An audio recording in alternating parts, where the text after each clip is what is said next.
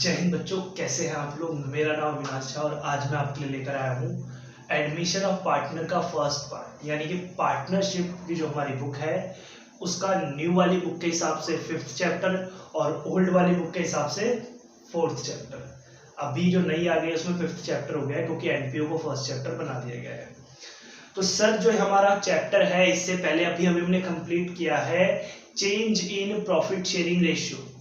तो अगर आपने नहीं देखा तो आप जाके देख लीजिए, आई बटन में दे दूंगा मैं और डिस्क्रिप्शन में लिंक भी मिल जाएगा।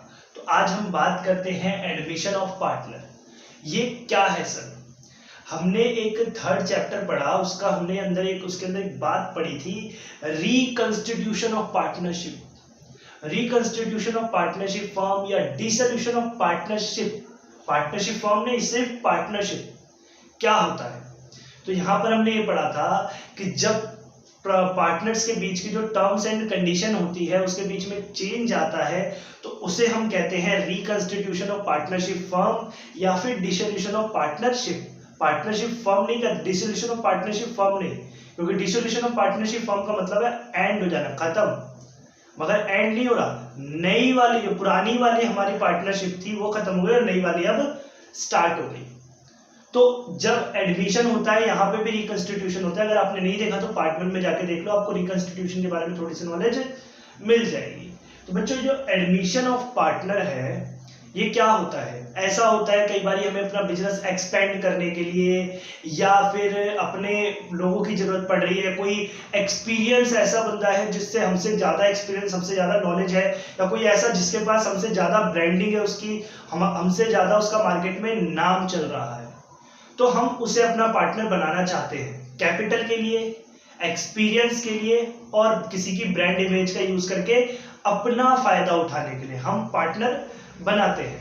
तो जब हम पार्टनर बनाते हैं किसी को तो ऐसे नहीं बोलते, चाहे वो कुछ भी हो, कोई भी हो, भैया उसको 2 चीजें तो लेकर ही आनी होगी। एक तो कैपिटल क्यों लेकर आनी होगी?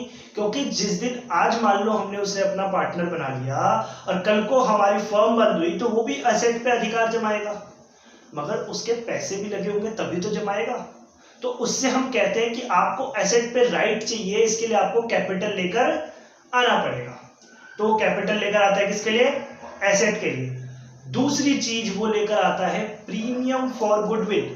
सर प्रीमियम फॉर गुडविल का मतलब क्या होता है, ये क्या है?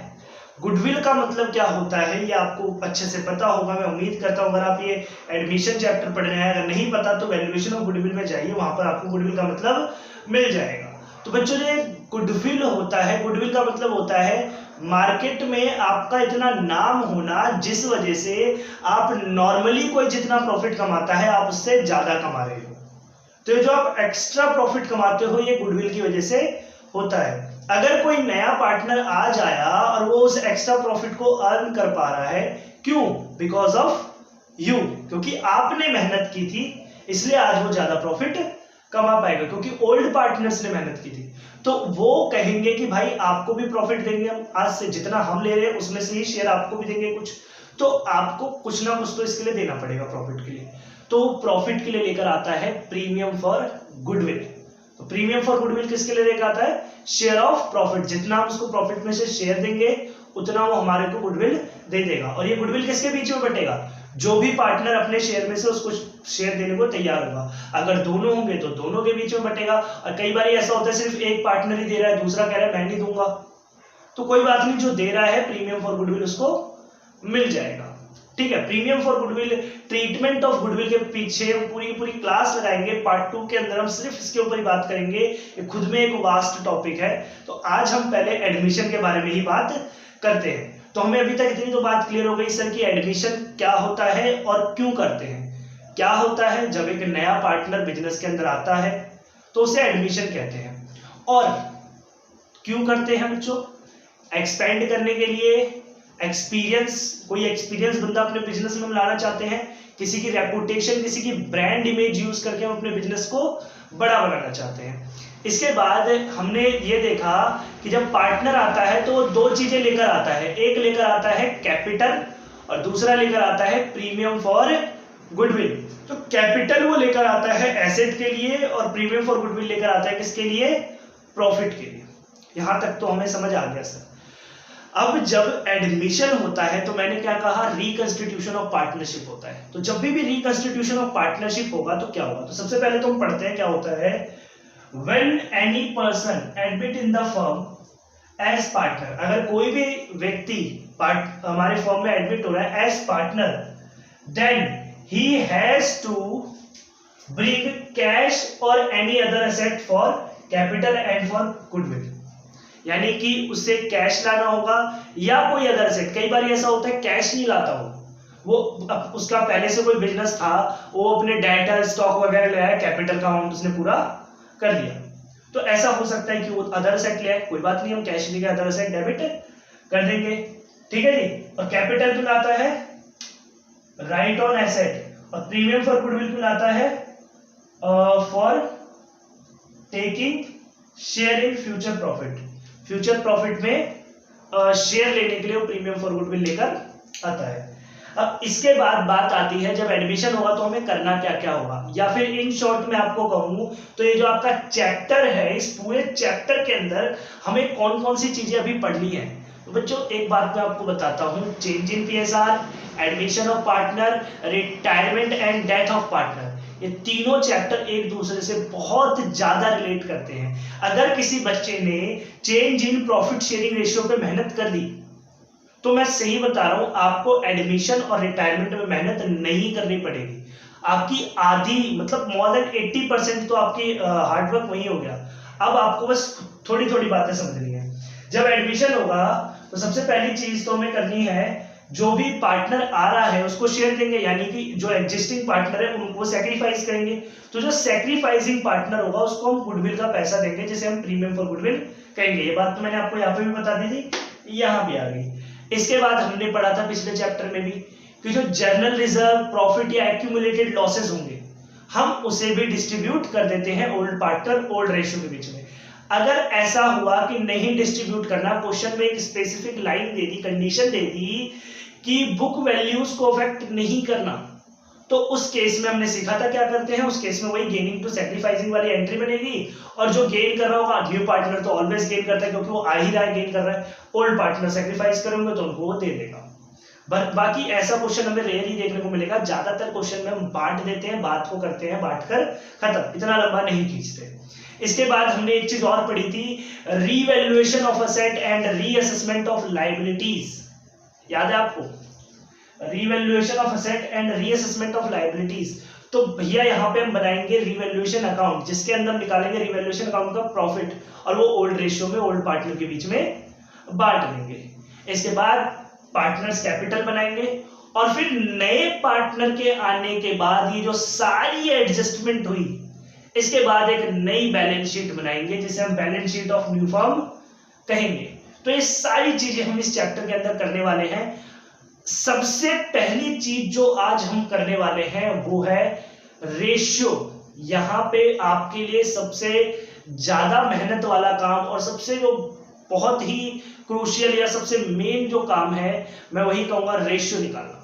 बाकी सारी चीजें आसान है, बाकी सब आपको आता है, आपने चेंज इन पीएसआर में पढ़ लिया था। यहां पर अब वो सब थोड़ा सा बस आपको समझना है कि किस तरीके से एडजस्ट करते हैं।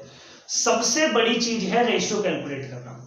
तो आज हम बात करने वाले हैं उसी रेशियो को कैलकुलेट कैसे करते हैं। तो आइए अब हम रेशियो स्टार्ट करते हैं। तो मैं आपको दिखाने जा रहा हूं रेशियो कैसे। तो अब हम स्टार्ट करेंगे बच्चों रेशियो के क्वेश्चन करना, कि रेशियो के क्वेश्चन कैसे अटेम्प्ट करते हैं, क्या टाइप के क्वेश्चन होते हैं। तो कर क्या रखा है यहाँ पे कि हमने इन्हें कुछ केसेस में डिवाइड कर रखा है, जो कि कुछ केसेस में डिवाइड होने की वजह से मिक्सअप नहीं होगा। अलग अलग आप हर पार्ट को, हर टाइप ऑफ क्वेश्चन को समझोगे, तो जब आप क्वेश्चन करोगे तो आपको क्वेश्चन करने में आसानी होगी। तो आइए सबसे पहले तो फर्स्ट केस करते हैं। फर्स्ट केस क्या है, when the ratio of old partners and share of incoming or new partner is given। दो ही चीजें दी हुई बच्चों क्वेश्चन में, ओल्ड पार्टनर की रेशियो और नए पार्टनर का शेयर। तो ऐसे क्वेश्चन को कैसे अटेम्प्ट करें सर, तो आइए देखते हैं। X and Y are partner in 3:2. They admitted Z as a new partner for 1/4 share of profit. You are required to calculate new ratio. दो ही चीजें दी हुई है, ओल्ड पार्टनर का रेशियो और नए पार्टनर का शेयर। कोई दिक्कत नहीं है जी, हम इसे बड़े आसानी से कर लेंगे। देखिए सबसे पहली चीज तो आपको यहाँ पे जब भी ऐसा क्वेश्चन दिया हो तो करना क्या है, let the total share is equal to 1। मान लीजिए अगर टोटल शेयर 1 है और हम z को जो देना है वो दे देते हैं, तो उसके बाद जो रिमेनिंग बच जाएगा वो कितना बच जाएगा यार, ऐसे लिख देता हूं, z इज शेयर, z का शेयर कितना है 1/4, तो फिर रिमेनिंग शेयर कितना बचेगा, रिमेनिंग शेयर एक में से z को दे दिया तो यहाँ पे हमने एलसीएम दिया तो ये 4 - 1/4 3/4 आ गया हमारा रिमेनिंग शेयर, जो कि z को तो उसका प्रॉफिट मिल गया 1 में से। अब जो बचा हुआ है वो किसका है, x और y का। तो x और y का जो शेयर है वो कितना है देख लेते हैं जी। तो हमने देखा x y z, क्या कैलकुलेट कर रहे हैं हम, न्यू रेशियो, ठीक है जी। x ये जो 3/4 है इसका 3/5 x को मिलना चाहिए, 3/4 का 2/5 y को मिलना चाहिए और z का तो है ही 1/4, वो ऐसे का ऐसे रह जाएगा। अब ये हो गया 9/20, ये हो गया 6/20 और यहां पर अब डेनोमिनेटर मैच होगा तभी रेशियो निकलेगी। तो इसे हम ऊपर नीचे 5 से मल्टीप्लाई करेंगे तो 5/20, तो यहां हमारी न्यू रेशियो आ गई, new ratio x y z 9:6:5, ठीक है जी। ये निकल गई आपकी न्यू रेशियो जब दो ही चीजें दी हो, ओल्ड पार्टनर का ओल्ड रेशियो और नए पार्टनर का शेयर। तो हम इस तरीके से करेंगे। अब मन में एक क्वेश्चन आ रहा होगा, सर टोटल शेयर 1 ही क्यों माना, 2 क्यों नहीं माना, 3 क्यों नहीं माना, 5 क्यों नहीं माना? क्योंकि आपको मैं बताऊं टोटल शेयर हमेशा 1 ही होता है। दिखाऊं कैसे, ये देखो टोटल शेयर का मतलब क्या है, एक के हम कितने हिस्से कर रहे हैं। अगर ये 3:2 है तो आप अगर 3:2 को जोड़ोगे तो 3/5 plus 2/5 is equal to 3 + 2/5 is equal to 1। देख लो यहां पे भी देखो 965 है तो 9 ये कितना 15 20 प्लस 6/20 प्लस 5/20, जरा जोड़ना 20 एलसीएम आ जाएगा, 9 6 15 और 5 20, ये देखिए 1 ही आया ना, यानी कि टोटल शेयर 1 ही होता है, मानने की जरूरत नहीं है आपको, ठीक है। तो टोटल शेयर में से आपने जो जेड को दे दिया वो दे दिया, उसके बाद जो बच गया हमने एक्स वाई में बांटा और फिर न्यू रेशियो निकाल दी डेनोमिनेटर को मैच करके। दूसरा इसी केस में दूसरा type of question, second type of question, A and B are partners sharing profit equally. They admitted C in the partnership for 1/5 share in the profit. कोई दिक्कत नहीं है यहाँ तक। दिक्कत यहां से स्टार्ट हुई, new profit sharing ratio of A and B। A and B की ओल्ड रेशियो दी हुई है, A and B की न्यू रेशियो दे दी, चाहिए तो तीनों की ना, A and B से तो काम चलेगा नहीं, A B C तीनों की, तो A और B की ही न्यू रेशियो भी दे दी और कह रहे हैं न्यू रेशियो कैलकुलेट करो। सर न्यू रेशियो दे तो रखी है, A और B की दे रखी है, हाँ तो सर अब कैसे निकालेंगे, तो देखिए कैसे निकालेंगे।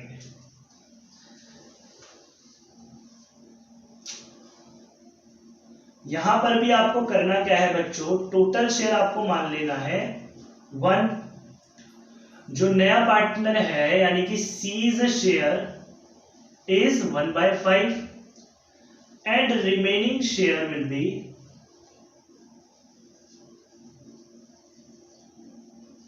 टोटल शेयर माइनस C का शेयर। तो यहां पे 5 में से 1 माइनस हो जाएगा तो 4/5 बच जाएगा, ठीक है जी, आ गया सर, इतना तो समझ। इसके बाद क्या कहते हैं, हमें निकालना क्या है, new ratio A B C। अब ये जो 4/5 है ये बढ़ जाएगा।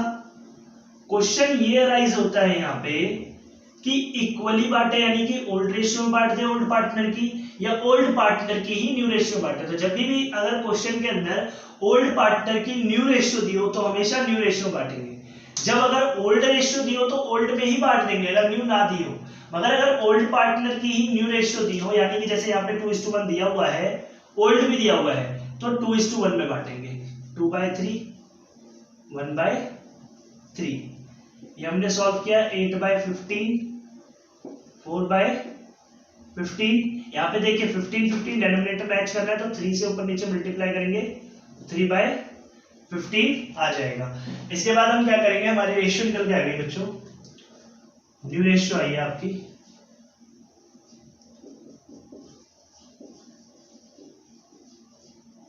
न्यू रेशियो क्या आई है, ABC 8:4:3। ठीक है जी। ये 2 टाइप के क्वेश्चन आपने कर लिए, आप चाहे तो पॉज करके लिख सकते हैं। अब हम चलते हैं इसी केस के थर्ड टाइप ऑफ क्वेश्चन पे। वो थर्ड टाइप ऑफ क्वेश्चन जो होता है बच्चों बहुत ही मतलब आसान है, कोई ऐसा नहीं है कि उसमें कोई हार्ड एंड फास्ट रूल लगा दिया है। देखते हैं जरा कैसा होता है वो। Example number 3। एग्जाम्पल नंबर 3 की बात करें तो देखिए example number 3, A, B and C are partners having profit sharing ratio of 3:2:1. They decided to admit D as a new partner for 1/5 share. B wants to retain his original share after admission of D. Calculate new profit sharing ratio. बच्चों यहां देखो एक line दे दी, और line इतनी खतरनाक दे दी, B wants to retain his original share. B चाहता है कि B का जो अभी शेयर है वही रहे। इसका मतलब यह है कि B कह रहा है कि D आए ना आए मुझे कोई मतलब नहीं है, मेरे को जितना अभी प्रॉफिट मिल रहा है 2/6 उसी हिसाब से भविष्य में भी मिलता रहे, मैं डी को कुछ नहीं करूंगा। यानी कि डी कह रहा है मैं सैक्रिफाइस, सॉरी बी कह रहा है मैं डी के लिए सैक्रिफाइस नहीं करूंगा। बी सैक्रिफाइस करने को रेडी नहीं है, कोई दिक्कत नहीं है, आसान है ये भी करना। तो काम तो वही रहेगा बच्चों यहां पर भी, क्योंकि इसमें भी ओल्ड रेशियो और न्यू पार्टनर का शेयर दिया हुआ है।